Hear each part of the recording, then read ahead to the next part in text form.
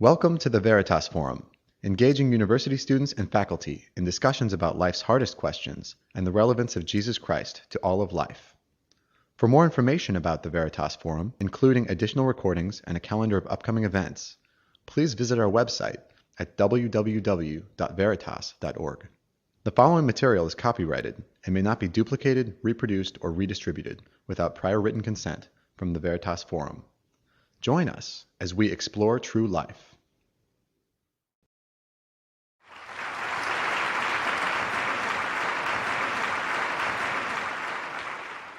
Obviously, anybody who accepts a title like this evening's one is asking for trouble. It's really the meaning of life in 1 hour, which is obviously not going to happen. But it is an important question, and it's one that has played an interesting part in my own life. So I should begin by a little confession. I'm afraid for many years I was the kind of professor that you know only too well. I taught biochemistry and pediatrics, and the nutrition fitted into there. So I did medicine first and a PhD second, and then spent quite a long while funded by the Wellcome Trust, which was a lot of fun, and lived in Jamaica studying 10-pound 2-year-olds before I came to the University of Ottawa. But the good thing about the University of Ottawa was that as long as you have grants and you're publishing, the dean won't bother what you actually do. So I would disappear to the philosophy department about once a week for the day. Because I had the grants and I was publishing, I could do that. But I did have to give lectures. I used to say to my good friend in the philosophy department, the only thing that ruins the university is the students. Wouldn't it be wonderful if we could get rid of them? And he agreed, of course. But I would walk in and give my lecture and walk out and really not care whether you'd understood it or not. You probably have the odd professor like that now, don't you? And that continued for some years. And then one man from 8 centuries ago got to me, 4 lines from the 12th century. They went like this: there are some who seek knowledge for the sake of knowledge, that is curiosity. Well, I'd done that. That's what a research scientist does. You play with very expensive Lego and try and persuade the world that what you've discovered is of some importance. It usually isn't. But at least it keeps you off the streets. It's rather like bioethics that keeps otherwise unemployable philosophers off the streets. And these things are useful. So I knew about that one. The second one is even worse. There are some who seek knowledge in order that they themselves may be known. That is vanity. From that day onwards, I referred to my CV as my curriculum vanitas, because that's actually what it was.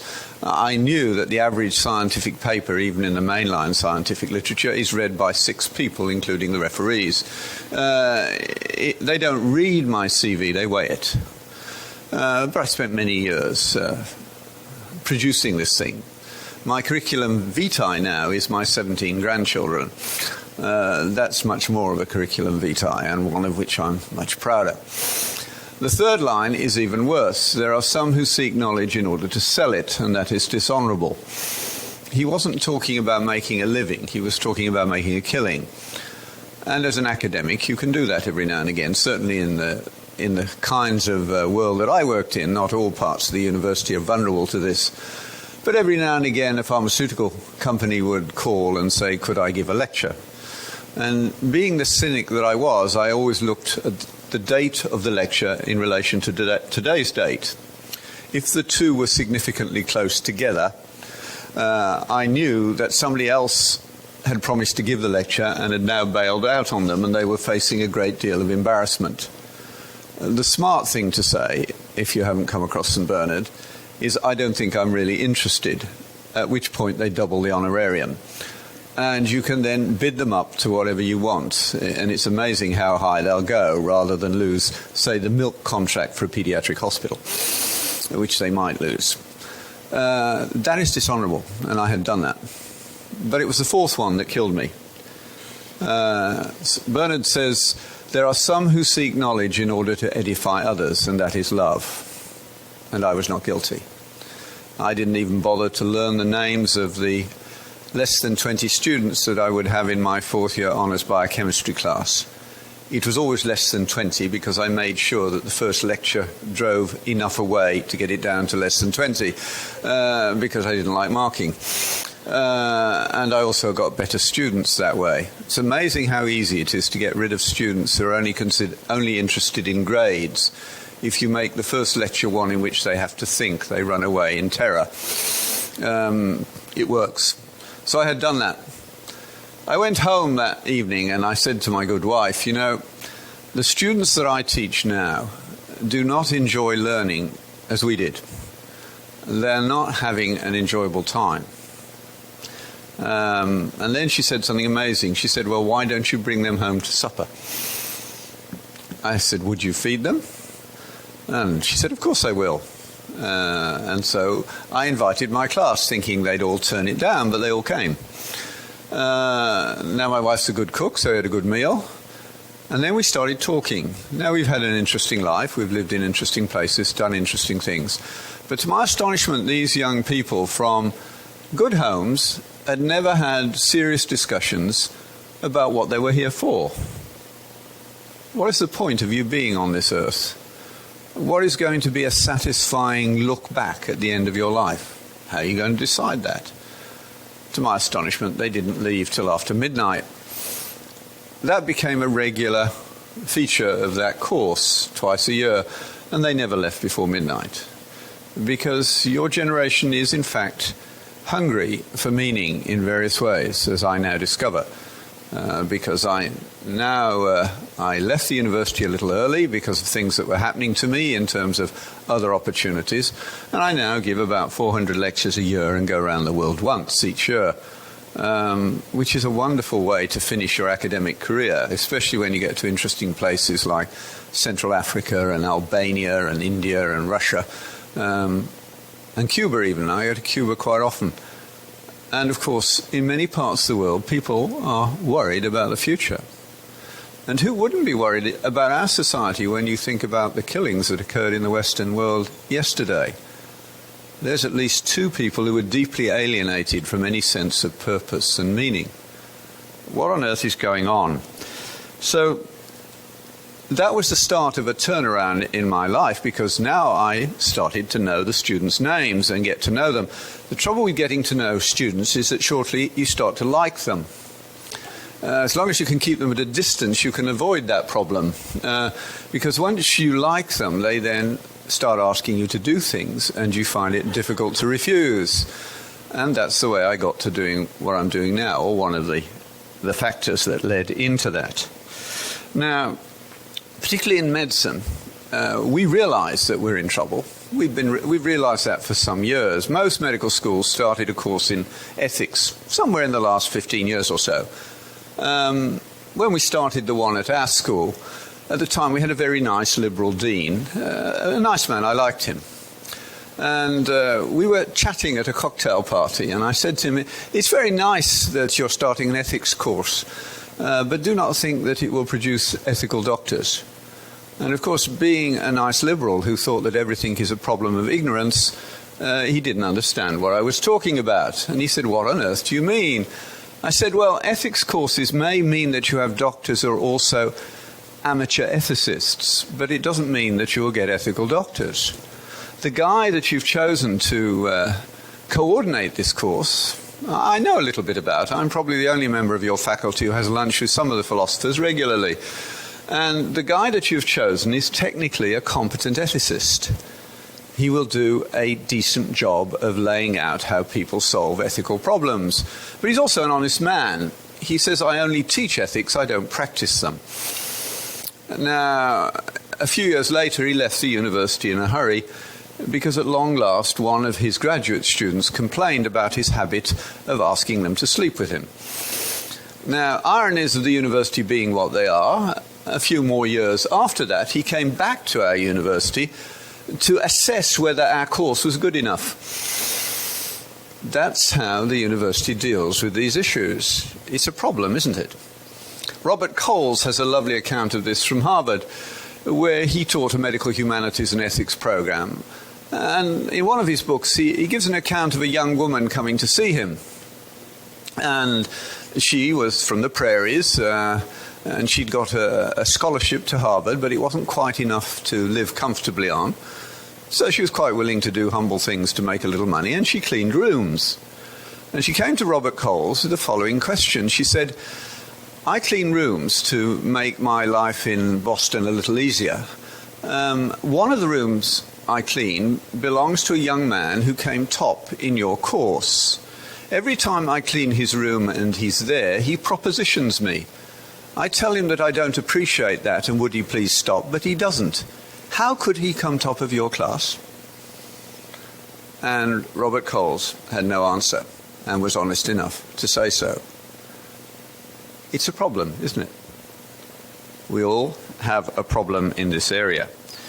Now, the way that we have solved these problems in the past, of course, is different from what we're doing now. It's interesting. Obviously, I wouldn't be asked to speak to the Veritas Forum if at this stage I wasn't at least attempting to be something of an Orthodox Christian. And that is how I would describe my belief system now. I usually say I never had enough faith to be an atheist. You need an extraordinary amount of faith to be an atheist. I have a great deal of respect for them, because when you believe there is no God, which obviously you can't prove to be true, it's an act of faith, you now no longer have anyone to complain to. Because if you don't believe in God, there's certainly no point in blaming him for things that are going wrong. So you have to shoulder everything yourself. It's an impossible situation, really. That's why they're so angry at the moment, in many ways. But I could never bring myself to believe that. And it always looked to me as though something like the basic stories of the gospel had to be largely historically true. How else do you explain the rivers of blood that flowed to hold on to those ideas? And more importantly, how do you explain what happened? As one of my friends put it rather nicely a little while ago, he said, at the time of Christ, the Eastern Mediterranean was not some backwater, but the intellectual center of the world. And where Greek learning, Roman pragmatism came together, some fishermen, a tax collector, and a man who had a seizure on the road to Damascus persuaded their neighbors and then the whole Roman Empire that a dead Jewish carpenter was God. How weird is that? But that's what happened. And later, of course, he said there were these crazy Norsemen, and they were persuaded by an Irishman with a shaved head and his brothers after they'd killed him that they ought to lay off the slave women and be nice. And the monk won. How do you explain that? This friend of mine is not a Christian. He said, it looks to me as though I ought to read the scriptures, but it also looks to me as though if I do, I might end up being persuaded by the priest. He's resisting the temptation for the time being. But it's a fair comment, and I always like it when people who don't believe make my statements for me, because it takes the anti-Christian bias out of the responses. So that's a real world, and it's one that I grew up in, and then I came to university. And those of you who are Christian, you're now facing a very high probability that you will put your faith on the shelf in the next little while. That's the normal process. I actually listened to a man who I thought was the greatest preacher of the 20th century for quite a long while, a man called Martin Lloyd-Jones, sometimes 3 times a week, 3-hour-long sermons. I still remember many of them to this day, and people hearing me speak on occasions recognize that I'm plagiarizing him and come and tell me so. I usually acknowledge him, so it's not bad plagiarism, but rather a complimentary version. But he only got to my head, not my heart, because I was ambitious, and I went off in the academic pathway and put those things on one side. The church didn't help, of course, in that it's dumbed down in so many ways. And it was many years before I returned from that journey. Many of you are on that journey now. And some of you come from backgrounds which did not engage with the question seriously enough to help you through this process. But you will come back. It's what happens. I didn't realize what was at stake in many ways until much later when my reading began to expand. And I think one way to look at it is that the Enlightenment was really an endarkenment. That's Alistair MacIntyre's term for it as well. And the reason it's an endarkenment is that it dumbed down our idea of what knowledge is. In the ancient world, you needed 4 categories to give a causal account of something, or at least Aristotle used 4 categories. And those categories have fancy names. They're called the material, the formal, the efficient, and the final causes. But you don't need to remember those. You can easily get it in your head with a picture. Just think about a statue. Now, the material cause of the statue, of course, is whatever it's made out of. Let's say marble.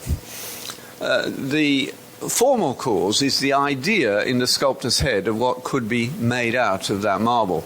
Michelangelo famously would release what he saw in a block of marble. The efficient causes are the skills and techniques and tools that the sculptor uses. And the final cause was the purpose for making the statue, to beautify the city. Now, the Enlightenment wasn't the turning point. It began much earlier than that. For convenience, you could put the date at 1277, but certainly in the 13th century. What happened about that time, in fact, in 1277, the Bishop of Paris temporarily forbade the teaching of Aristotelian deductive logic. That's arguing from the big picture to the little one, from God to us.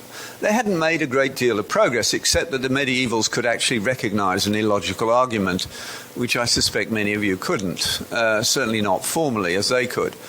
I won't prove it to you at the moment. You can ask me in question period, and I think I can prove it to you quite easily. But so the Bishop of Paris said that he was worried that Aristotelian logic might destroy the faith of the simple. So they were not allowed to use it. Now imagine that the profs went off to the pub, so to speak, and drowned their sorrows for a bit. But then they had got to teach in September, so to speak. And then one of them said something like this: we can't use deductive logic, but we could use inductive logic. We could start arguing from the particular up to the general. That is not forbidden. Now, Aristotle knew about inductive reasoning, but he never trusted it because of his understanding of the world, his idea of knowledge and things tending to their rightful place. If that's your view, then an experiment can only teach you pathology, it can't teach you normality. So he didn't do experiments. But now, of course, what this led to, in a couple of centuries, was Galileo rolling a ball down an inclined plane and changing the angle and measuring where it landed. Now, that was the beginning of modern physics. He didn't know that was going to put a man on the moon, but it did. It needed 2 or 3 other actors to get in on the act to make it really work. In the physics area, of course, you had Copernicus, Galileo, Kepler, and Newton, all of whom, by the way, believed in God. It's not true that great scientists are always atheists. They aren't. In the long history, if you don't practice chronological snobbery, Christians win easily. But the 2 guys who we do need just to mention, of course, are Occam and Descartes. And you can add Bacon in there in each case. Now, what they said, particularly Occam, is you mustn't make hypotheses more complicated than they need to be. Of course, the problem is that real life is quite complicated. Simple hypotheses, like the Darwinian one, are not proving quite as good as one would like them to be as you go further and further down in molecular genetics, and it's getting more and more complicated. That ought not to be so. You know, when we first discovered that rice has 3 times as many genes as we have, that was the wrong way around. But our genes turn out to be much more flexible than those of rice. So they behave in different ways depending upon what all the other genes are doing and what the environment around them are doing. It's becoming extremely complex. DNA is, that was 1953. Now we talk about epigenetic factors and all sorts of other things that change the behavior of that code. Of course, it's an amazing code to boot. Just think about it for a moment. I had this happen to me, of all places, in Cuba. One of those gifts that happens to you every now and again. As I said earlier, I've been to Cuba to lecture quite a few times on medicine, but they also allow me to teach pastors, as long as I don't push the envelope too much. And that's okay. And you can push the envelope quite a long way. But after one lecture, a gentleman came up to me and said, "Will you debate me tomorrow morning in the Department of Marxism and Leninism on the nature of human ethics?" Now, there's no way I would turn that challenge down. I had one evening to prepare, and I said my prayers and got various openings, because, of course, in a debate, the opening is absolutely fundamental. And amazingly, here's something the neurophysiologists can't explain. I also knew that none of the openings I'd got was the best one. There was a better one. I was absolutely certain of that, but I didn't know what it was. How could I be certain? It turned out I was right. But it didn't come into my head till I had to walk the few steps from the front seat to here. And then into my head, whole was the next 10 minutes of the lecture, just popped in place of what was there to begin with. Fortunately, I had a Canadian-Colombian translator, because you can't trust Marxist translators. And I said, Hugo, I changed the start of the lecture. And he said, fine, what do you want me to do? I said, I want you to write on the board behind me in Spanish, this message assembled itself. So he did. And then I asked the professors and graduate students and all the rest of the people there, if you came into the lecture room and found this written on the blackboard, could you make sense of it? And of course, this message assembled itself is a grammatical sentence, but a meaningless one, isn't it? And they all said that, and I complimented them on their erudicity. And then I turned around and crossed out message and put in DNA in place of message. And I said, but you do believe this sentence, this DNA assembled itself. Dawkins will tell you that. But don't you see, it's actually the same sentence. All that I've done is change the word message from Spanish to biochemical gobbledygook. But DNA is a message, written in code, specifying how to make you and me. Now, were you more right in your first assessment of the common sense sentence or in your second? And the audience burst into applause. I'd won the debate. Because they'd been living with scientism, reductionism, for far too long, and they knew that it had just been destroyed and the next 10 minutes would take it to pieces completely. It did. That was a marvelous moment. When we talk about the nature of knowledge, it needs to be richer, not thinner. And what happened, you see, with this changing for the ancient world, the word fact was a richer word than it is for most of you. When you use the word fact, you usually mean, do you not, things that you can appreciate with your senses or with their extension in instruments. Certainly that's what they mean in the science faculty by facts. But for the ancient world, there were other things that were much more reliable than that. And Newton, in the introduction to the Principia, for instance, says, I feign no hypotheses, by which he means I'm not pretending to tell you the truth about the universe, I'm just giving you a model which happens to explain the data. Now, what we do in science is we build new models, new metaphors, if you like, and then we fall in love with our models or our metaphors. You can see that going on in our world at the moment. We attach too much significance to them instead of looking at reality. We do it all the while. I used to begin that first biochemistry lecture trying to get rid of people by saying that atoms don't exist. Now, these were people who've just spent 4 years on studying atoms at great expense, and here's a guy who says they don't exist. And some of them left, which was delightful. But you see, what I was saying to them is that the atom is a metaphor, a model of reality, which is good enough for us to make an antibiotic using that as the model. But it certainly won't explain quantum physics. It's a model, it's not reality. Models are always reductive. And that's what began to happen, and why McIntyre, and I follow him, calls it an endarkenment. That's what it did to us. Now, within 100 years of these four men who believe, Copernicus, Kepler, Galileo, and Newton, completing their work, you have Laplace, who's a practicing Catholic and perhaps the most rigid reductionist of all time, saying to Napoleon, when asked where God fits in his science, he said, "Sire, I have no need of the hypothesis of God to do science." And that, of course, is true. Because once the methods of inductive reasoning had been shown to work, you did not need to believe what philosophically you needed to do the experiment in the first place to use them. They had been empirically demonstrated at that stage. But somebody who doesn't recognize the intellectual source of the tools they are now using is a technician, not a thoughtful person. you ought to recognize the way things came to be as they are. Now, 100 years ago, there were people, particularly in the States, arguing that there was a war between science and faith had stood in the way of science. Now, you won't find that amongst academic historians of science. Now, a few still say that, but my guess would be at least 90% of them would not say that. They'd be more sophisticated. They would say something like this: it is true that the Church was not a perfect patron of science, but it was the only patron of science. That's where it began. That's where it had to begin, because that's the only place where the intellectual foundations were adequate to support the superstructure of science. And that is true. Cultures matter, and they are different. Hence pluralism, where we invite to the table all the different views, but not to say that they're equal, but to find out which is best. They all have something to contribute, but they are not the same. They are different. Any of you who is a bland multiculturalist, how many of you think multiculturalism is absolutely right? One or two. How many of you think it isn't? And the rest of you refuse to think. You're in the University of Toronto, after all, right?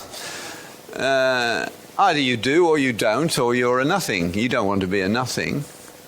Well, you don't want to be wrong in public. You've missed a great learning experience, because it's a moment of great truth that you never forget the answer to. So whenever there's something you can't remember, you should ask the professor to ask you about it in front of 400 students.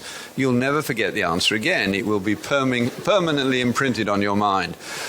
But I only have to tell you one true story to point out the limits of multiculturalism.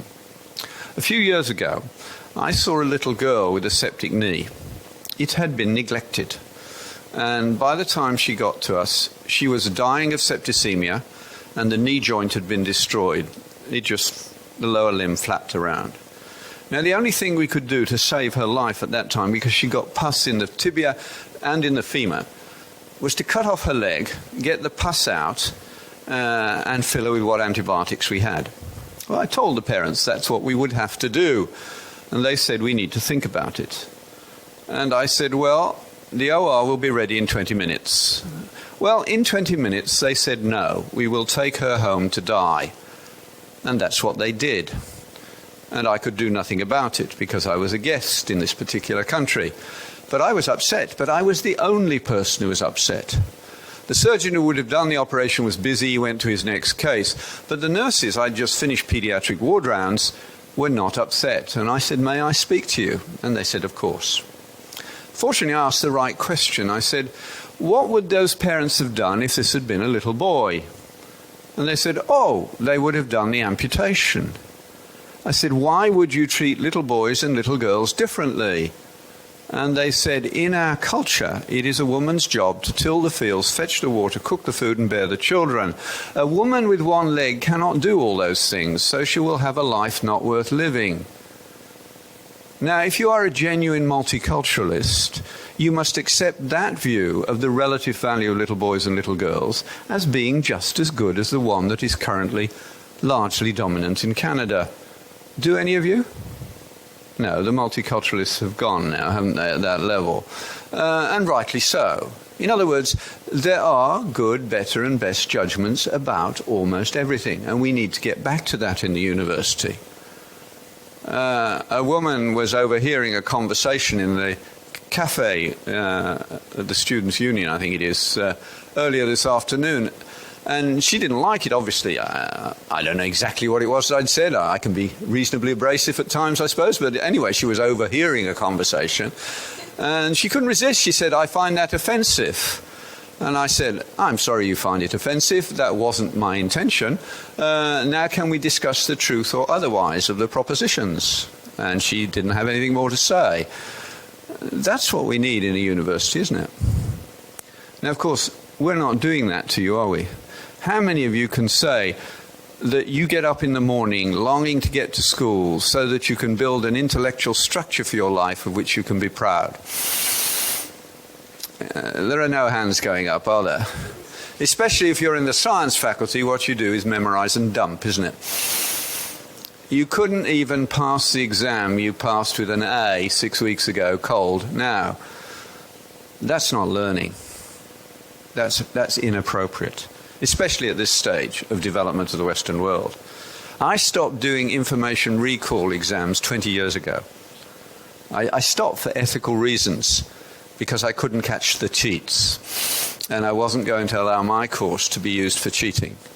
It took me a little while to work out how I could teach and examine without using information recall, but I did, and it works. I still meet people who thank me for that course. You can ask me about it later if you want.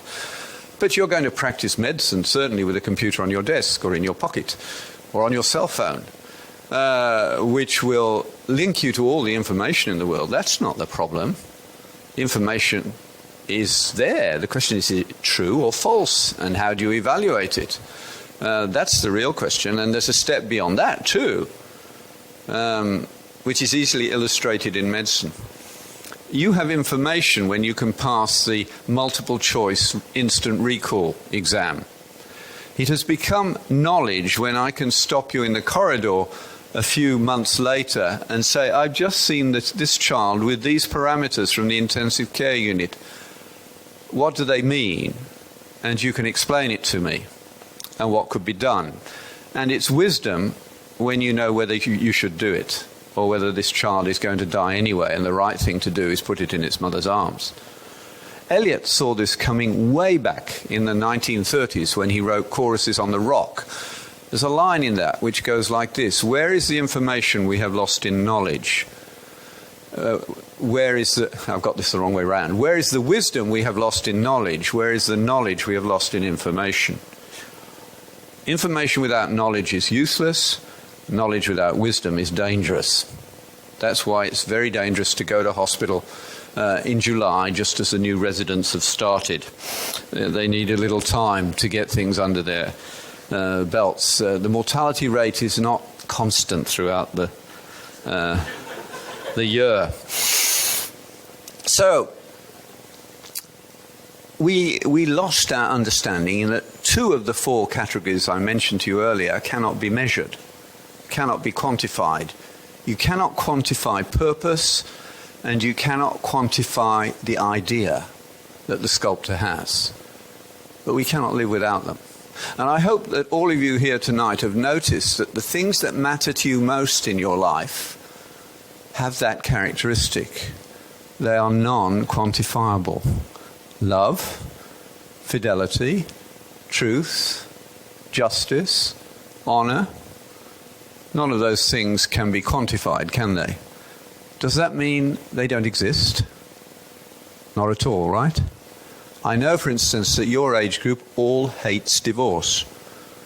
None of you will argue with me about that. You may come and say my parents needed to divorce, but they shouldn't have got married in the first place if they'd had proper counselling before they marry, so make sure you guys do. So that somebody wiser than you can say, look, you're infatuated with one another at the moment, but you're not going to work as a couple. Get that sorted out. No, if you want to, there's never been a child that enjoyed the divorce of its parents. At long last, the American and the Canadian pediatric societies have taken their duties seriously and said that it's best for children to have a mother and father who care for them. The data shows that that is the best arrangement the world has yet found, and it's the only one that can provide love in sufficient quantities at low enough cost to be a meaningful approach. That's fair. You all know that's true. Those things, those immaterial things, matter. And note, they have an interesting characteristic. They go from falsehood to truth, from love to hatred, from honor to dishonor, from fidelity to infidelity. You can see that, can't you? That's, unlike the physical cosmos, it's not changing in size. From day one, it has been the same. We live in a fixed moral cosmos, which we actually all know about. We are the first society in the world attempting to persuade itself that it doesn't know things that it does. It's never happened before, but we're doing it all the while. Let me demonstrate. I love doing this. I did it at Harvard not long ago. I asked a bunch of professors and graduate students, can any of you defend the doing of gratuitous harm to an innocent human being? Can any of you? No one wants to put their hand up in public about that. But if you are pro-choice, that's exactly what you believe is a woman's right. Because if you're not innocent in utero, you never will be. So that's over. It has a unique human genome. No one else has it. And that began at conception. And it certainly hasn't given its permission. And normally you are very concerned about autonomy. So you're incoherent. Interesting. No response in Harvard. And I went on to the next one. Is any of you here good? Now, they were so stunned by the first question, I had no answer to the second either. Which I said, now you leave me with a real problem. I expected the clever postmodern answer, I don't know what you mean by good. But I came in under the radar, and you didn't say that because you do know what I mean by good. And you've also told me that you're not doing it. Now, if you know what goodness is and you could do it and you're not doing it, then you're some kind of charlatan. But if you know what goodness is and you find yourself incapable of doing it, then you are a slave to your passions. Which is it? And I moved on swiftly, of course, but the point was made. There are lots of things we know, and they're all in this area. We know that courage is better than cowardice. None of us like to be deceived. We might enjoy deceiving, but none of us like to be deceived. Nobody enjoys the divorce of their parents. Everybody knows these things. In other words, there is within us something that is deeper than we like to engage with. Now, I want to read something to you, simply because I can't say it as well as this. This is by Roger Scruton. Have any of you come across Roger Scruton yet? Somebody to look up when you get back to your computer. The paper is called The Return of Religion. Scruton is a very good philosopher. And he's writing this paper in part to explain why Dawkins and Harris and Hitchens and Dennett are so rude. Which they are, and he says it's because they're in trouble. And of course they're being trashed by their own side now. Nagel, Midgley, Flew have all said to Dawkins, for goodness sake, shut up, you're not competent in this area, which he isn't.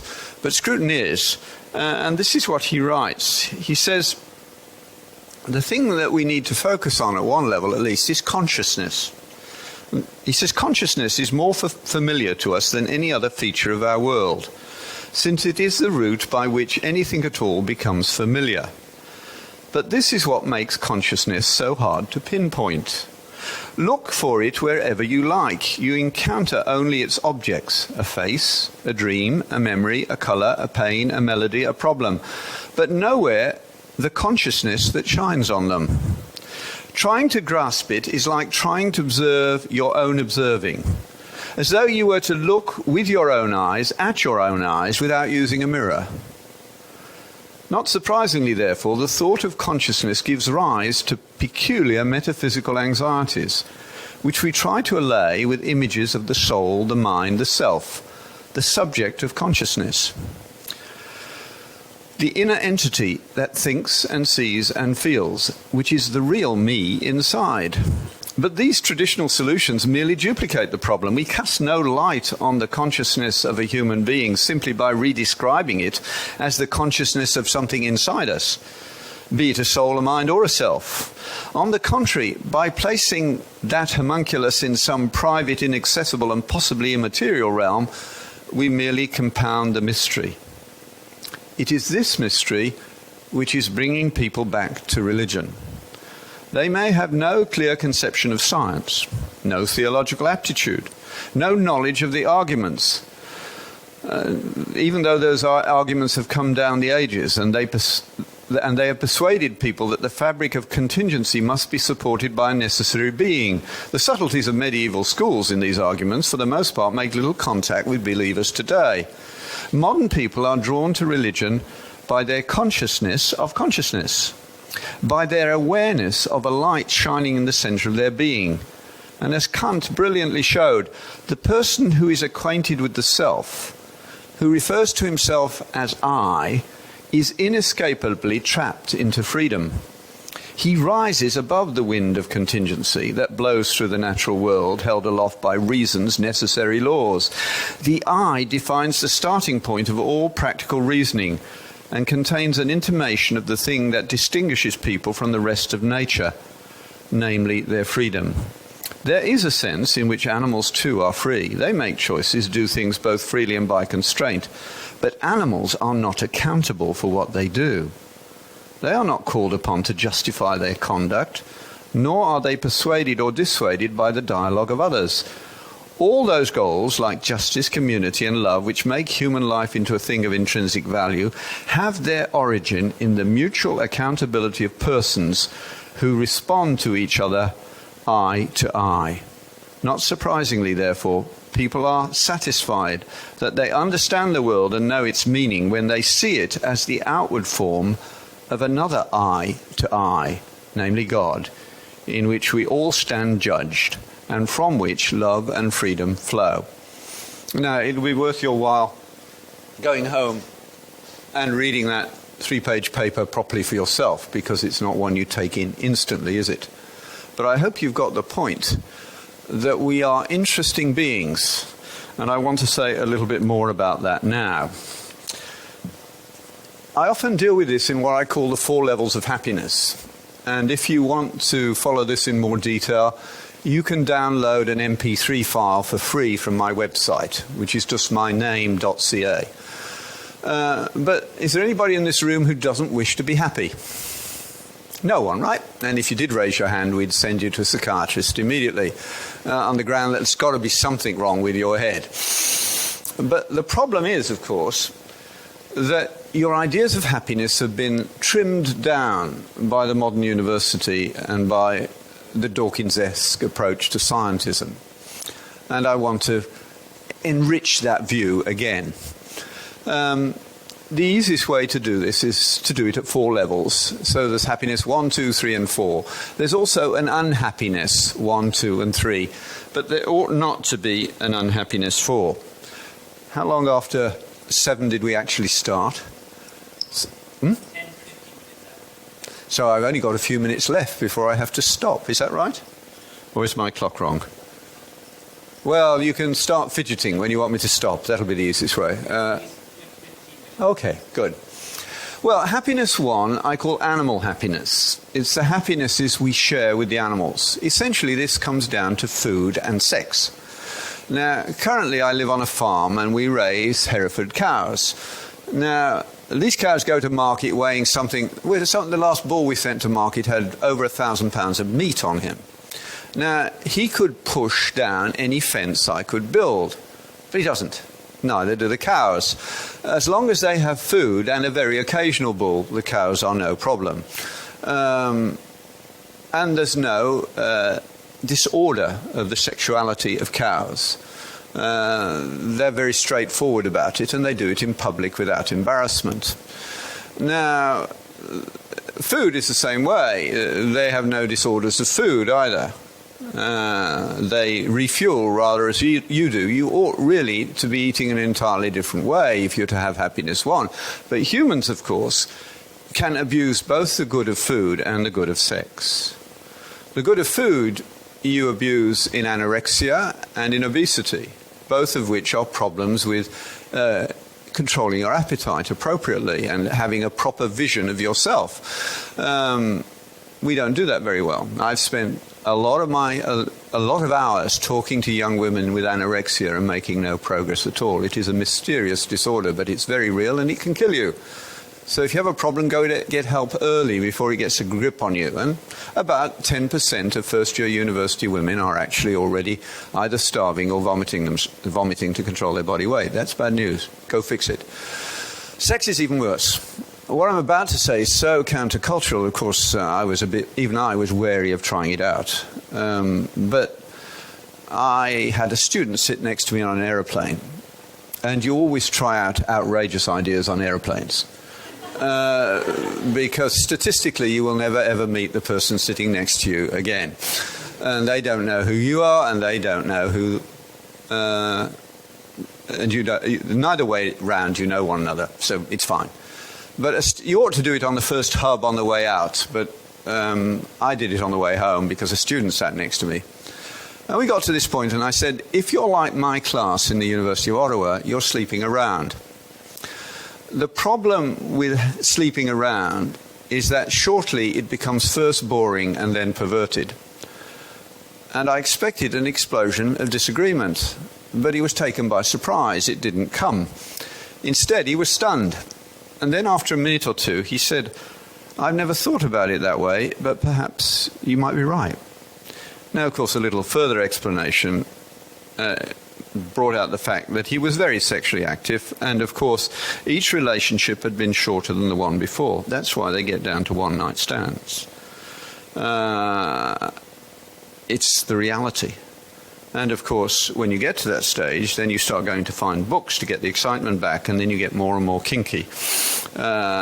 Some of them absolutely horrendous, and I won't ruin your evening by describing them, but any physician who's done emergency in a large city on Friday, Saturday and Sunday evenings could revolt you easily over the sexual perversions that go on. And the damage they do to people. As one surgeon said to me in Seattle a couple of weeks ago, my commonest operation at the weekends is removing shampoo bottles from backsides. It's amazing how many businessmen fall on the shampoo bottle in the shower. But that's reality. Now, the only way when you've got to unhappiness 1, the abuse of food and sex, is to go up a level to happiness 2, which is the life of the mind and the life of exploring the abilities that you have been given and the skills you've been given. That's what university would be about if Socrates had his way. And you would be getting better and better at what you do. But it's a better than thing, isn't it? You want to be top. And of course, if you want to be top, you soon get to unhappiness 2, which is the anxiety that you might not even be 5th or 6th or even pass. So within weeks of beginning university, a large proportion of the class are already abusing drugs and alcohol to deal with their anxieties, which is unhappiness 2, because we have lost our way in what learning should be. The only way out now is to go to happiness 3, which is the happiness that you get when you realize that some things are worth doing intrinsically. They need no other justification. The best example, of course, is looking after small children, your own. Nobody can pretend that caring for 2-year-olds is pure continuous joy. But it is one of the most wonderful things you get to do, especially if they grow up into decent people.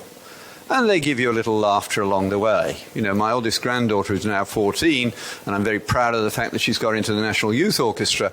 But when she was about 3 or 4, she wasn't quite the little girl she is now, and she was enjoying pushing over her little brother every time he balanced on 2 feet.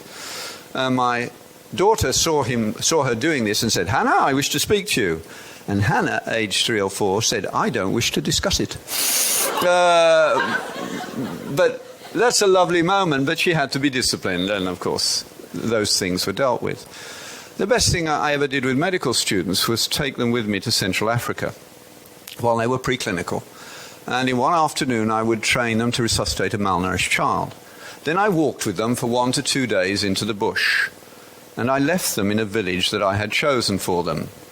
And they were going to be there for 5 weeks. No electricity, no running water, a mud hut with a grass roof, and a hole in the ground for a toilet. And they had to find and resuscitate 2 malnourished children and do a health survey of the village. They went to help, and they were helped. It was the most positive experience many of them have ever had. Doing good because it is good, and we all know about that. But of course, it's a need to be needed love. In the end, we're all going to be useless, whether it's for 10 minutes or 10 years, depends on how we die. But unhappiness 3 is when it comes to an end. The only way out now is to go to happiness 4. You're really meant to have all 4 levels all of the time. Happiness 4 I always do by telling stories, because they're not politically incorrect, are they? Everybody can tell theirs and other people's stories. And I want you to go and get the book anyway. The first one I always tell is from a colleague at Yale. Well, she was at Yale, she's now in Liberia, but she ran the pediatric oncology program at Yale for many years. She's about my age, but she's a single woman, but she loves kids.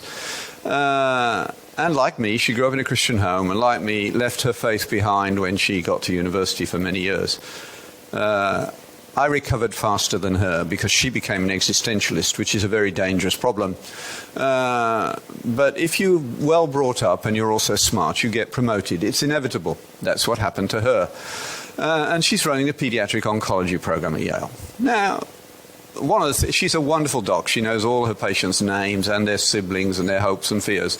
She runs support groups for mums and dads who are going to lose their kids. You name it, Diane does it. But if you're an existentialist and you believe that life has no meaning, it's very difficult to talk to dying children.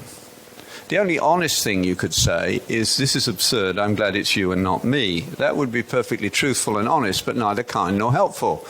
And she's a kind and helpful lady, so she solved the problem by never being there. But her mother kept turning up at the back of her head and saying, Diane, I didn't bring you up to desert people you love and who love you when they need you. You ought to be there. And of course, she gave in to her conscience in due course. The very first child she sat with was a little girl of 8 dying of leukemia. Diane had lost. She was sitting by the bed with the parents as this little child was fading away in a final coma. But just before she died, she had a lucid interval. This happens more in children than adults, but it happens in adults too. But this little girl suddenly sat up in bed, bright-eyed and bushy-tailed, so to speak, and she said, Mummy, can you see the angels? Can you hear their singing? It's beautiful. And she fell back dead. Now, if that happened to you, apart from crying, what would you do? Diane was tough. It took 2 more children. She knew that she was not looking at a psychological aberration. She knew she was looking at something real for which she had no category. And as she said, I was an arrogant Yale professor. So she was actually brought back by a little guy with an IQ of 80 and a beautiful question, which only children like that can do. I won't spoil the book. It's called A Window on Heaven, and her name is Diane Komp, K-O-M-P. If you're going into psychology or any of the social sciences, or you just have a heart, go get the book. You can get it on Amazon or whatever. It's published by HarperCollins. She's written about 3 books on the dying of children now. It turned her life around. I'm here tonight as well, and with this I stop, although there's many other things I would like to say, because of a Happiness 4 story. As I've said, like Diane, I wandered through the wilderness for a long while and was brought back by various means coming together. One of them was a patient. When I came to Canada, having worked with malnourished children in the developing world, I still had some questions I wanted to ask about malnutrition here. And I found a model in children with cystic fibrosis. 25 years ago, most children dying of CF were technically malnourished at death. They didn't look like World Vision pictures, but they were seriously underweight. So I wanted to know, A, could I reverse it, and B, was there any benefit? So I had to jump through the hoops to get ethical permission to do that experiment. The first volunteer was a young man of 15 who had the body mass of an 11-year-old. He was a farmer's son as well. He desperately wanted some muscle. So what he volunteered for was to be fed with a nasogastric tube through his nose into his stomach for a month with a chronic cough. That meant the tube went in and out 6 times a day at least. He never complained. About halfway through the month, one Sunday, the nurses called me and said, Stephen has just coughed up his tube again. If you want your protocol followed, you'll have to come and put the tube in yourself because we've got so many admissions, we won't put it in till 7 o'clock tonight. So I went in to put in the tube.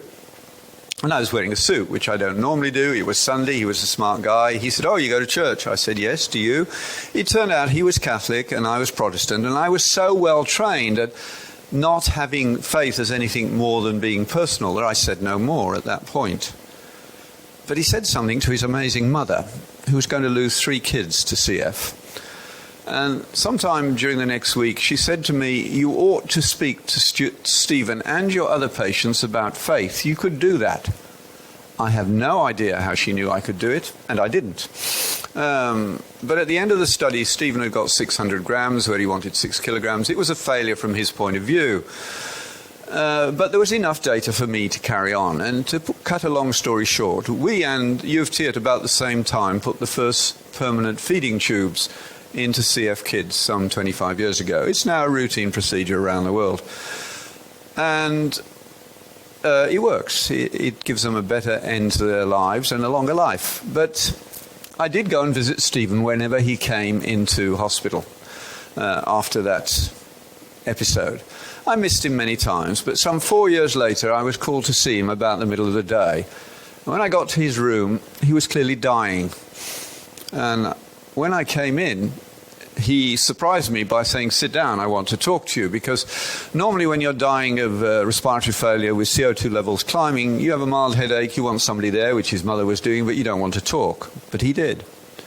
And this is what he said. He said, "It says in the Bible, if you ask anything in my name, I'll give it to you. I'm 19 and I'm dying and I don't want to. What do you say?" Now, if you were the doctor, what would you do if some patient said that to you? If you were like me, you wanted to get out of there as fast as possible. But it wasn't an option. He was a friend. We both thought Monty Python was funny. I tried the ironic escape route and that didn't work. He was right onto that. So I had to work my way through the creeds. And of course he believed in God, the Christian God. He believed that Jesus was the Son of God, that he came to die for our sins. If you confess your sins, you're forgiven, and when you die, you go to heaven. The problem was it wasn't helping. And I didn't know what to say either. So you all pray in situations like that and in foxholes, "Lord, what do I say?" And then into my head popped, of all people, Annie Dillard. Do you have any Annie Dillard readers here?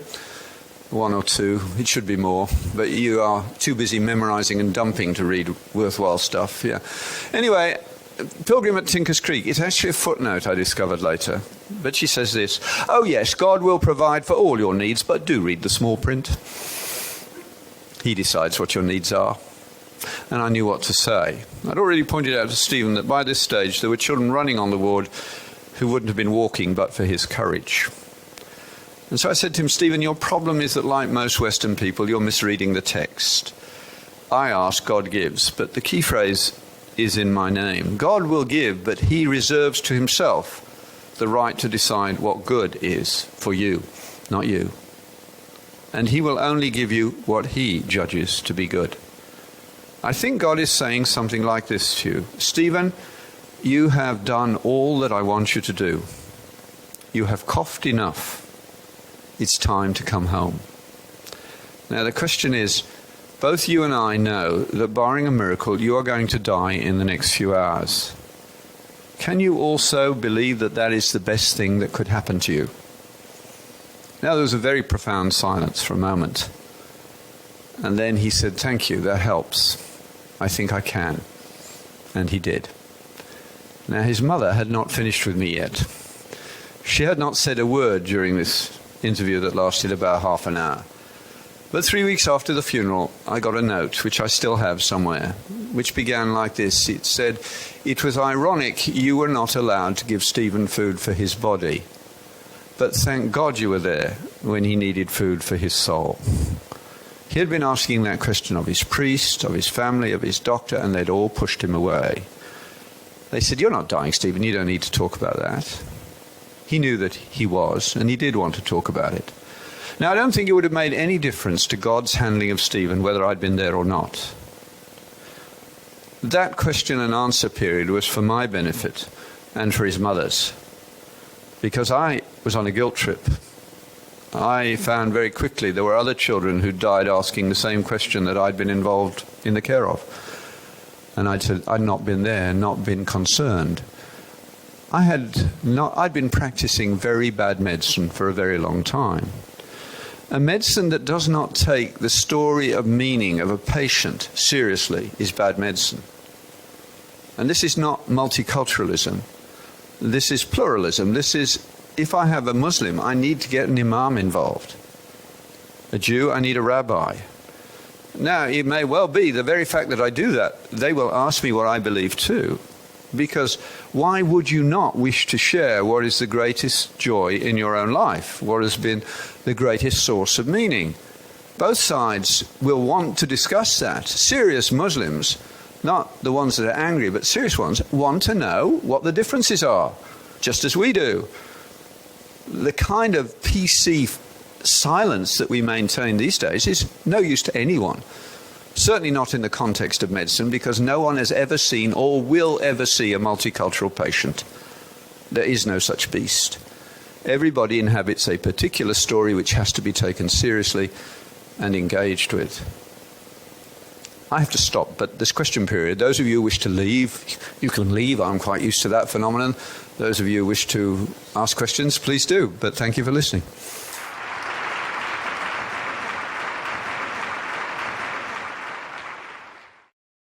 For more information about the Veritas Forum, including additional recordings and a calendar of upcoming events, please visit our website at www.veritas.org.